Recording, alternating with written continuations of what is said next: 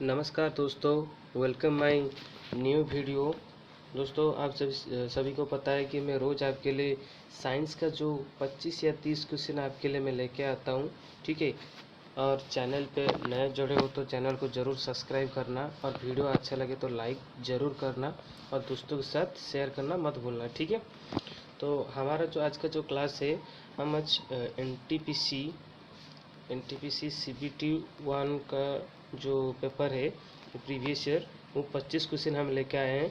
कि जैसे कि आप सभी को पता चले कि क्वेश्चन कितना टॉप लेवल में आता है। ठीक है। तो आप उसी के हिसाब से आप अच्छे से पढ़ाई करना। ठीक है। तो इसीलिए आपके लिए मैं आज प्रीवियस ईयर का जो एनटीपीसी का क्वेश्चन है वो क्वेश्चन में लेके आया हूँ। ठीक है। तो चलते हैं, हमारा जो क्लास है स्टार्ट करते हैं। और क्लास शुरू करने से पहले आज एक मोटिवेशन सुन लेते हैं। जो कुछ दोस्तों को मोटिवेशन की ज़रूरत है, क्योंकि विदाउट मोटिवेशन में पढ़ाई में मतलब फोकस नहीं रहेगा। ठीक है। तो चलते हैं, हमारा जो आज का मोटिवेशन है सुन लेते हैं। मोटिवेशन क्या कहता है।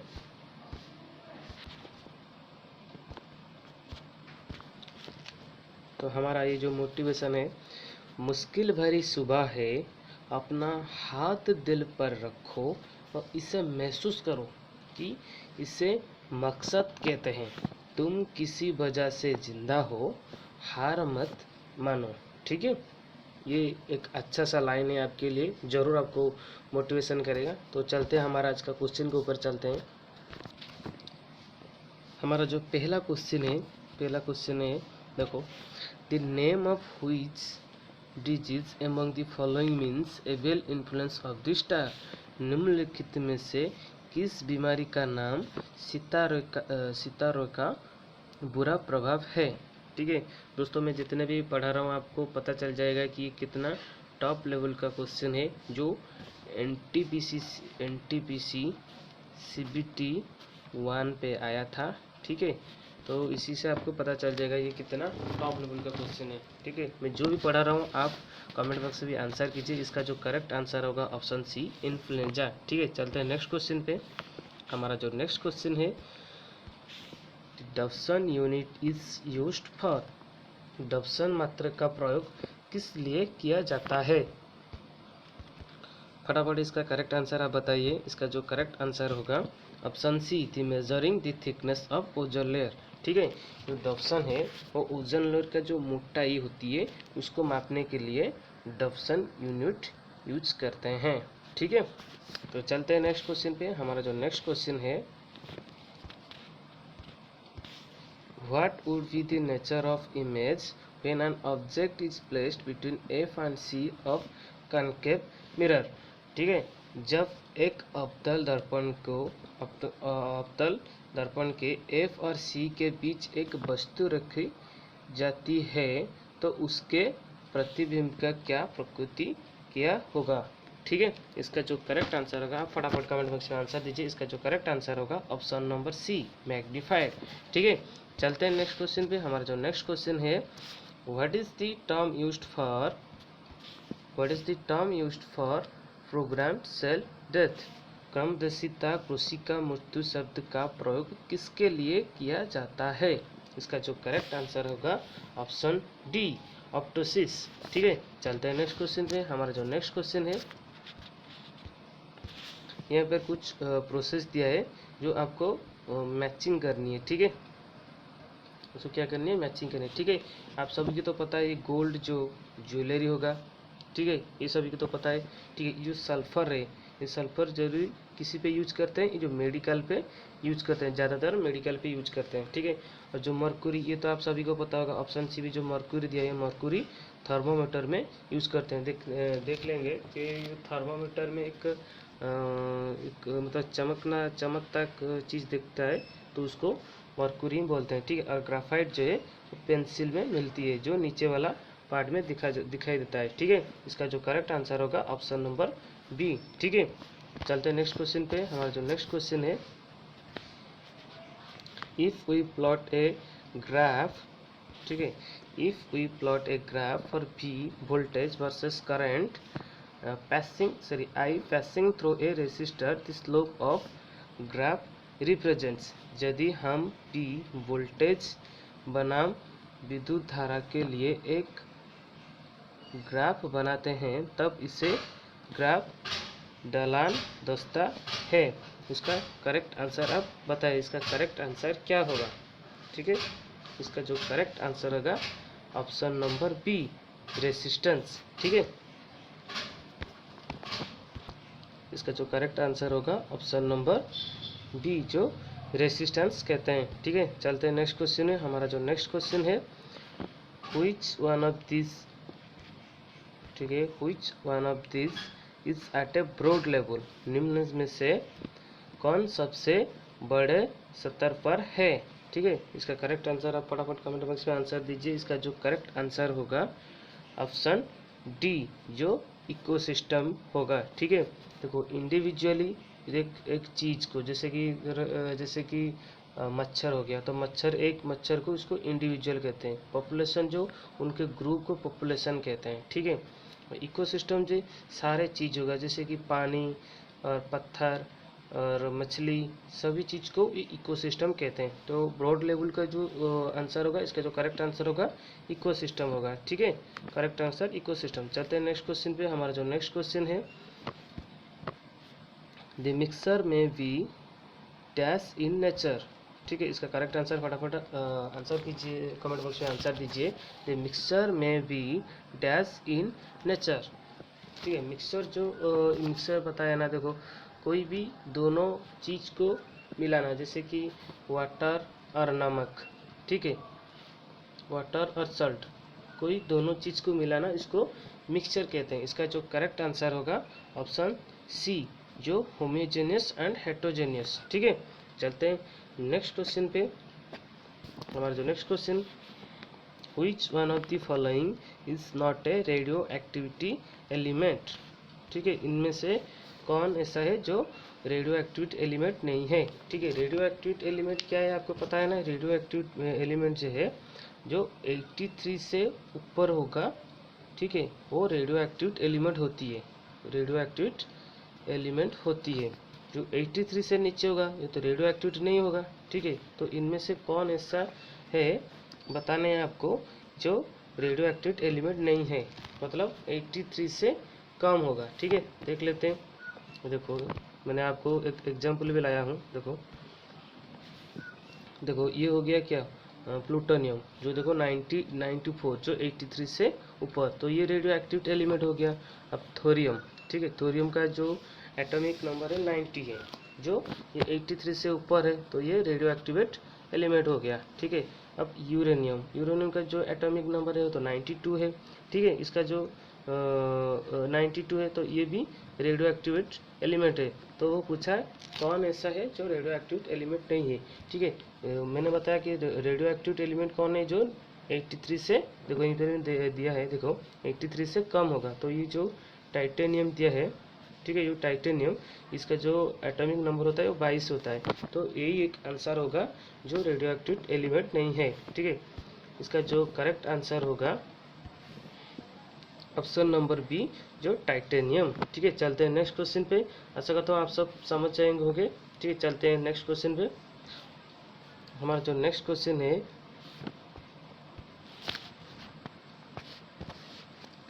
if the valence of aluminium is 3 and that of oxygen is 2, then the chemical formula of aluminium oxide। ठीक है, वो पूछा है कि इनमें से कौन एल्यूमिनियम ऑक्साइड का क्या है जो फॉर्मूला है, केमिकल फॉर्मूला क्या है।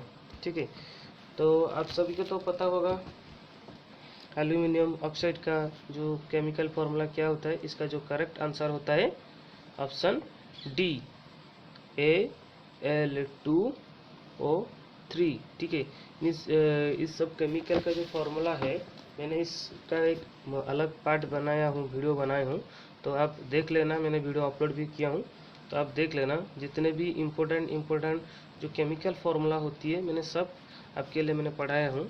ठीक है, तो चलते हैं। हमारा जो नेक्स्ट क्वेश्चन है, नेक्स्ट क्वेश्चन में देखते हैं। हमारा जो नेक्स्ट क्वेश्चन है, which of the following is the study of spider. ठीक है, निम्नलिखित में से कौन सा मकड़िया का अध्ययन है। ठीक है, इसका जो करेक्ट आंसर है, फटाफट इसका करेक्ट आंसर दीजिए। इसका जो करेक्ट आंसर क्या होगा? इसका जो करेक्ट आंसर होगा ऑप्शन ए। ठीक है, आर्कोनोलॉजी। ये याद रखना, ये इंपॉर्टेंट क्वेश्चन है, एग्जाम में जरूर आएगा। देखो ये भी एग्जाम में पूछा गया था। ठीक है, जो स्टडी ऑफ स्पाइडर को क्या कहते हैं? आर्कोनोलॉजी कहते हैं। ठीक है, देखो यहीं पर देखो मैंने लाया हूँ आपके लिए। देखो जो एर्थोनोलॉजी, anthropology is the study of what makes in us human, माने मतलब ह्यूमन को जो बनाया है, इसको हम क्या बोलते हैं? एंथ्रोपोलॉजी। ठीक है, नेक्स्ट होता है apiology. Apiology the scientific study of बीज। ठीक है, तो चलते हैं, हमारा ये ऐसा करता हूँ, आप सब समझ गए होंगे। ठीक है, चलते हैं नेक्स्ट क्वेश्चन पे। हमारा जो नेक्स्ट क्वेश्चन है, what is the red data book? ठीक है, बताइए इसका करेक्ट आंसर बताइए। What is red data book also known as red list? ठीक है, रेड डाटा बुक, जिसे माल सूची भी कहते हैं, क्या कहते हैं? बताइए इसका करेक्ट आंसर बताइए, फटाफट इसका आंसर दिए। इसका जो करेक्ट आंसर होगा option B, listed record of earthquake prone areas. ठीक है, चलते हैं नेक्स्ट क्वेश्चन में। हमारा जो नेक्स्ट क्वेश्चन है, सिस्टेमा नेचर वाज रिटन बाय। ठीक है, अब जो भी इंग्लिश में प्रॉब्लम होता है तो नीचे हिंदी में मैंने लिया हूँ। ठीक है, आप देख लेना। ठीक है, तो ये जो हमारा नेक्स्ट क्वेश्चन है, सिस्टेमा नेचर वाज रिटन बाय, इसका जो करेक्ट आंसर क्या होगा? फटाफट आंसर दीजिए। और सिस्टेमा नेचर को जो निकला, जो रिटर्न क्या है? ठीक है, जो हमारा जो दिखा है, देखो लिखा है सिस्टम नेचर किसके द्वारा लिखा गया था? ठीक है, बताओ इसका जो करेक्ट आंसर होगा ऑप्शन सी, कार्ल लिनियस के द्वारा। ठीक है, चलते हैं नेक्स्ट क्वेश्चन पे। हमारा जो नेक्स्ट क्वेश्चन है, Copeland classified organism into the dash kingdom. ठीक है, बताओ फटाफट इसका करेक्ट आंसर बताओ। कोपलैंड ने जीवा को डैश जगत में वर्गीकृत किया है? इसका जो करेक्ट आंसर होगा ऑप्शन ए, जो 4 जगत में, 4 किंगडम में क्लासिफाई किया है। ठीक है, चलते हैं नेक्स्ट क्वेश्चन पे। हमारा जो नेक्स्ट क्वेश्चन है, which of the following is the electronic configuration of metal? ठीक है, बताओ इसका करेक्ट आंसर बताओ। इसका जो करेक्ट आंसर होगा ऑप्शन ए, तो 283 को क्या कहते हैं? तो उसको एल्यूमिनियम कहते हैं। देखो मैंने वो पूछा है क्या? Electronic configuration of the metal. ठीक है, मेटल का जो इलेक्ट्रॉनिक कॉन्फ़िगरेशन होते हैं, इसको क्या, किसको कहते हैं? देखो जो मेटल का जो बाह्यतम कक्ष में जो 1 और 2 और 3 होगा, इसको ही मेटल इलेक्ट्रॉनिक कॉन्फ़िगरेशन कहते हैं। देखो यहाँ तो 6 है, ये तो 4 है, ये तो 5 है, तो ये तीनों नहीं होगा। ठीक है, इसका जो करेक्ट आंसर होगा ऑप्शन ए, जो उसको एल्यूमिनियम कहते हैं। चलते हैं नेक्स्ट क्वेश्चन पे। हमारा जो नेक्स्ट क्वेश्चन है, which compound is known as pearl ash? ठीक है, इसका करेक्ट आंसर फटाफट बताइए। इसका जो करेक्ट आंसर क्या होगा?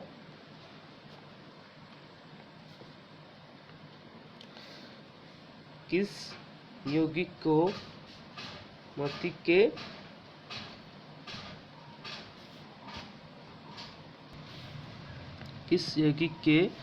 के रेखा का रूप में जाना जाता है? इसका करेक्ट आंसर बताएं। इसका जो करेक्ट आंसर होगा पोटेशियम कार्बोनेट।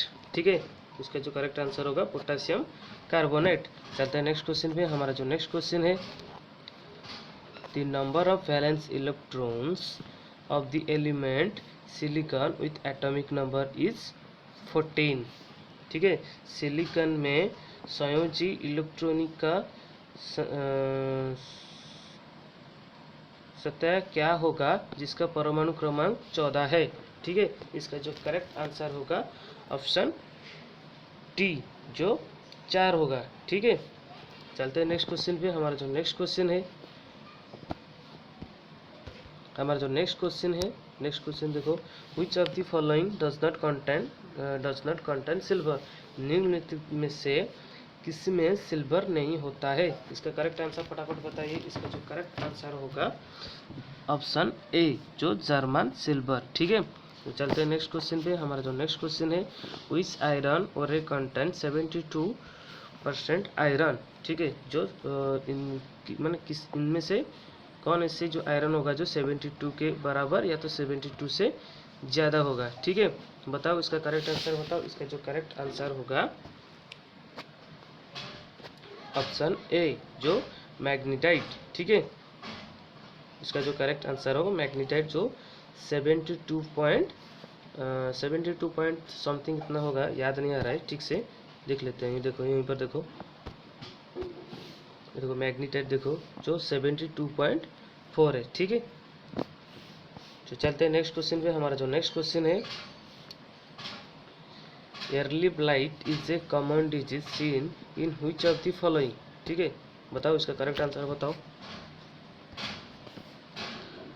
अर्ली लाइट एक सामान्य बीमारी है जो निम्नलिखित में से किसमें देखा जाता है।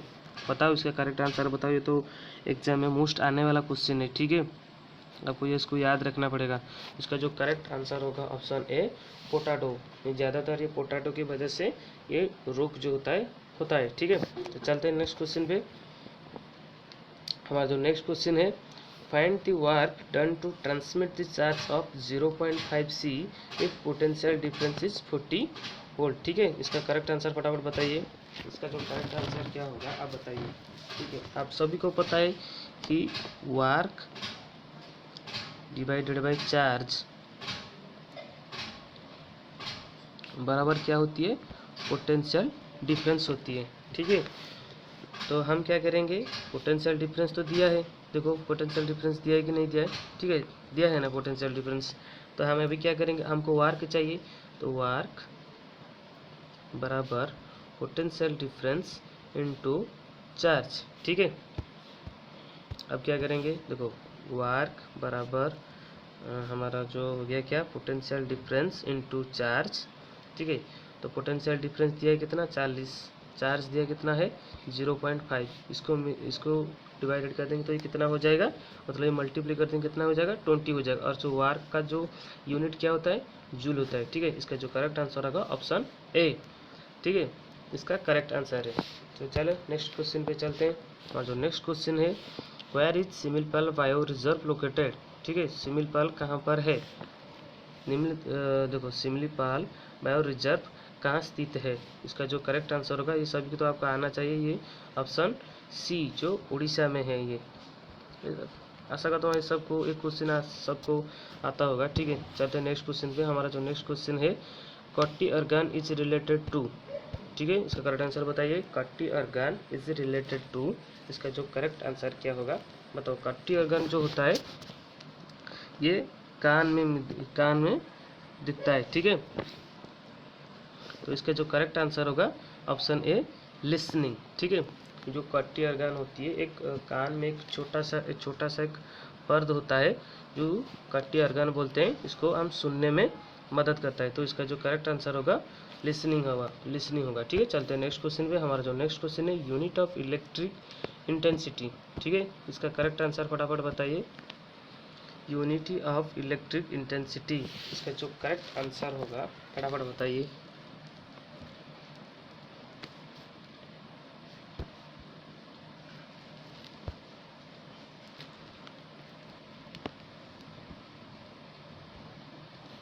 ठीक है, बताओ दोस्तों बताओ। इसका जो करेक्ट आंसर होगा ऑप्शन बी जो न्यूटन पर स्क्वायर मीटर। ठीक है, तो चलते हैं नेक्स्ट क्वेश्चन पे। तो इसका जो करेक्ट आंसर होगा ऑप्शन बी न्यूटन पर स्क्वायर मीटर। ठीक है, तो चलते हैं नेक्स्ट क्वेश्चन पे। हमारा जो नेक्स्ट क्वेश्चन है, carbogen is a mixture of.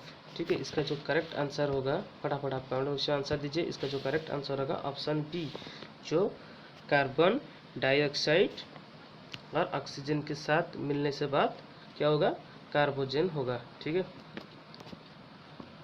दिया है carbogen is a mixture of carbon dioxide और ऑक्सीजन। तो ये था हमारा आज का क्लास। तो जितने भी इम्पोर्टेंट था मैंने आप सभी को बता दिया। ये एनटीपीसी एग्जाम में CP2 में आया था। ठीक है, तो आप सभी के लिए मैं इसी तरह रोज़ आपके लिए कुछ ना कुछ टॉपिक कंटेंट लेके आता हूँ, जो ज़्यादातर मैं चैप्टर वाइज एमसीक्यू लेके आता हूँ, जैसे कि आपका चैप्टर क्लियर हो जाए, ठीक है। इसीलिए मैंने आपके लिए चैप्टर वाइज में एमसीक्यू रोज़ लाता हूँ। बीच बीच में मैं एमसीक्यू इसीलिए लेके आता हूँ, आपको क्वेश्चन का लेवल पता होना चाहिए, ठीक है। तो और एक बार हम रिवीजन कर लेते हैं, जितने भी हम पढ़ाई किए सब रिवीजन कर लेते हैं, ठीक है। तो दोस्तों वीडियो अच्छा लगा तो ज़रूर मेरे चैनल को सब्सक्राइब करना और लाइक करना, दोस्तों के साथ ज़रूर शेयर करना, ठीक है। तो दोस्तों आप सब्सक्राइब बिल्कुल भी नहीं कर रहे हो तो आप एक बार अच्छे से एंड तक वीडियो देखिए, उसके बाद अच्छा लगे तो चैनल को ज़रूर सब्सक्राइब करना, ठीक है। तो चलते हैं प्रैक्टिस कर लेते हैं और एक बार। तो पहला जो हमारा क्वेश्चन था, the name of which disease among the following means a will influence of the stars. इसका जो करेक्ट आंसर होगा ऑप्शन सी इन्फ्लुएंजा, ठीक है। चलते हैं नेक्स्ट क्वेश्चन पे। हमारा जो नेक्स्ट क्वेश्चन है, the Dobson unit is used for. Dobson के यूनिटी किसके लिए आप व्यवहृत करते हैं, तो इसका जो करेक्ट आंसर होगा option C, the measuring the thickness of ozone layer, ठीक है। चलते हैं नेक्स्ट क्वेश्चन पे। हमारा जो नेक्स्ट क्वेश्चन होगा, what would be the nature of image when an object is placed between F and C of a concave mirror। इसका जो करेक्ट आंसर होगा ऑप्शन सी मैग्नीफाइड, ठीक है। चलते हैं हमारा नेक्स्ट क्वेश्चन पे। What is the term used for program cell death. इसका जो करेक्ट आंसर होगा ऑप्शन नंबर डी, जो एप्टोसिस कहते हैं। चलते हैं नेक्स्ट क्वेश्चन पे। हमारा जो नेक्स्ट क्वेश्चन होगा, ये आपको फाइंड करनी है। जो हम पहले बताया कि जो ए होगा वो ऑप्शन 2 होगा, ठीक है। जो हमारा गोल्ड को हम तो ज्वेलरी में चलते हैं, ठीक है। तो सल्फर बी ज़्यादातर मेडिकल में दिखा जाता है, और मेडिकल में मैंने बताया नहीं, जो मेडिसिन में सॉरी मेडिकल में जो दिखा जाता है, ये कौन से ऊपर ज़्यादातर सल्फर दिखा जाता है, आप सबको पता है क्या। ये ज़्यादातर स्किन रिलेटेड, जितने भी स्किन रिलेटेड जो डिजीज होती है, ठीक है, वो वहाँ पर ही सल्फर यूज करते हुए देखा जाता है, ठीक है। ऑप्शन जो सी मर्क्यूरी कहाँ पर देखा जाता है, मर्क्यूरी थर्मोमीटर में देखा जाता है, जो ऑप्शन 4 में है। और जो ग्राफाइट है, वो ग्राफाइट पेंसिल में देखा जाता है, जो नीचे वाला में पार्ट में रहता है, ठीक है। तो चलते हैं नेक्स्ट क्वेश्चन पे। हमारा जो नेक्स्ट क्वेश्चन है, if we plot a graph for V voltage versus current I passing through a resistor, the slope of this graph represents। इसका जो करेक्ट आंसर होगा रेसिस्टेंस, जो ऑप्शन बी में है, ठीक है। चलते हैं नेक्स्ट क्वेश्चन पे। हमारा जो नेक्स्ट क्वेश्चन है, which one of these थोड़ा रुकिए, which one of these is at a broad level, ठीक है। इसका जो करेक्ट आंसर होगा ऑप्शन डी, जो इकोसिस्टम होगा, ठीक है। चलते हैं नेक्स्ट क्वेश्चन पे। हमारा जो नेक्स्ट क्वेश्चन है, द मिक्सर में बी डैश इन नेचर। इसका जो करेक्ट आंसर होगा ऑप्शन सी, जो होमोजेनियस एंड हेट्रोजेनियस को कहते हैं, ठीक है। चलते हैं नेक्स्ट क्वेश्चन। हमारा जो नेक्स्ट क्वेश्चन है, which one of the following is not a radio activate element. इसका जो करेक्ट आंसर होगा ऑप्शन बी, जो टाइटेनियम, ठीक है। चलते हैं नेक्स्ट क्वेश्चन पे। हमारा जो नेक्स्ट क्वेश्चन है, if the valence of aluminium is 3 and that oxygen is 2 then the chemical formula of aluminium oxide. मैं और एक बार बता देता हूँ, ये केमिकल फार्मूला मैंने सब पढ़ाया हूँ, ठीक है। तो आप नहीं देखे हो तो एक बार जाके देख लो। एल्यूमिनियम ऑक्साइड का जो फार्मूला होती है Al2O3, जो ऑप्शन डी में होता है, ठीक है। चलो नेक्स्ट क्वेश्चन। और जो नेक्स्ट क्वेश्चन है, which of the following is the study of spider. इसको क्या कहते हैं, इसको आर्कोनोलॉजी कहते हैं, ठीक है। आर्कोलॉजी कहते हैं, जो ऑप्शन ए, ठीक है। चलते हैं नेक्स्ट क्वेश्चन पे। हमारा जो नेक्स्ट क्वेश्चन है, रेड डाटा बुक किसे कहते हैं, ठीक है। Red data book,